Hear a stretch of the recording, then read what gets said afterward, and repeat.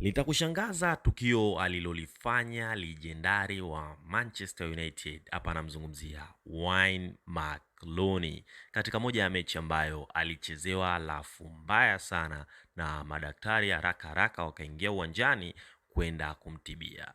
Cha kushangaza, madaktari walionyesha ishara ya mabadiliko, yani afanyiwe hesabu, na yeye mwenyewe, mashabiki kwa ujumla wote wakajua kwamba haendelei. Na kwa kipindi hiko Wayne Rooney alikuwa ndiye mchezaji tegemezi katika safu ya ushambuliaji ya Manchester United.